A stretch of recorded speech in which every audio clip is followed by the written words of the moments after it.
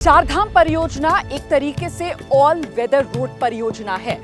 ये उत्तराखंड में सिर्फ चारधाम को जोड़ने भर की परियोजना नहीं है, बल्कि एक तरीके से ये राष्ट्रीय महत्व की परियोजना है। दरअसल ये जो चारधाम परियोजना है, इसके जरिए उत्तराखंड में जो चारधाम है, गंगोत्री, यमुनोत्री, केदारनाथ, बद्रीनाथ, उन्हें जोड़कर पर्यटन को तो बढ़ावा मिलेगा ही, लेकिन साथ ही साथ पड़ोसी चालबाज देश चीन को चुनौती देने के लिहाज से भी ये परियोजना बेहद महत्वपूर्ण है। वैसे पहले इसका नाम ऑल वेदर प्रोजेक्ट ही था, लेकिन बाद में इसको बदलकर चारधाम प्रोजेक्ट किया गया।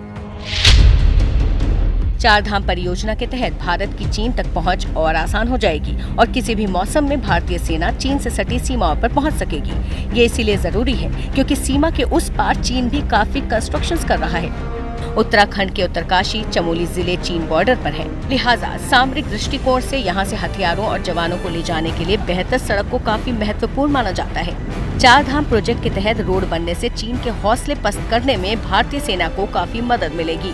चारधाम प्रोजेक्ट को लेकर सरकार की तरफ से सुप्रीम कोर्ट में अटॉर्नी जनरल के वेणुगोपाल ने कहा था कि चीन की तरफ से सीमा पर हवाई पट्टी, हेलीपैड, टैंकों, सैनिकों के लिए बिल्डिंग्स का निर्माण किया जा रहा है और यहाँ तक कि रेलवे लाइंस बिछाई जा रही हैं।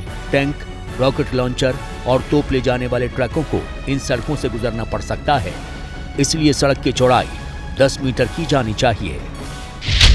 1962 के भारत चीन युद्ध का संदर्भ देते हुए वेणुगोपाल ने कहा था कि हमारे सैनिकों को सीमा तक पैदल चलना पड़ा था, इसलिए सशस्त्र बलों को स्थिति पर गंभीरता से ध्यान देने की जरूरत है।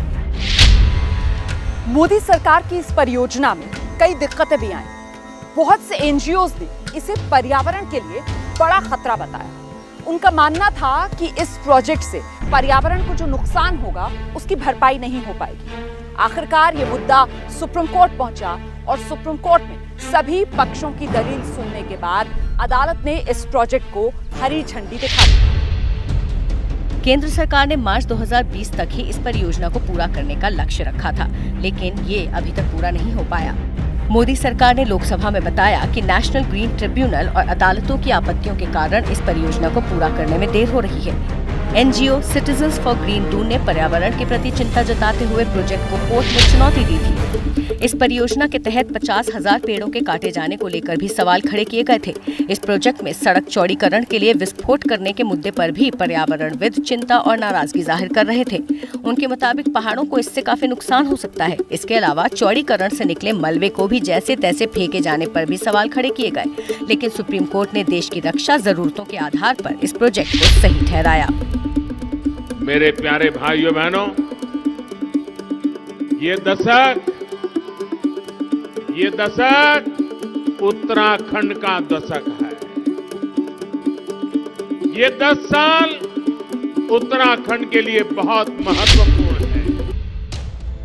उत्तराखंड में इस चारधाम परियोजना को इस साल विधानसभा चुनाव से पहले पूरा हो जाना था, लेकिन ऐसा हो नहीं पाया। अब इसकी डेडलाइन जो है उसे बढ़ाकर दिसंबर 2024 कर दिया गया है। लेकिन इतना तय है कि जब ये प्रोजेक्ट पूरा होगा तो फिर ये उत्तराखंड के इतिहास में एक सुनहरा पन्ना होगा और जाहिर सी बात है, इसकी सफलता का सेहरा जो है वो प्रधानमंत्री नरेंद्र मोदी के सिर पर होगा।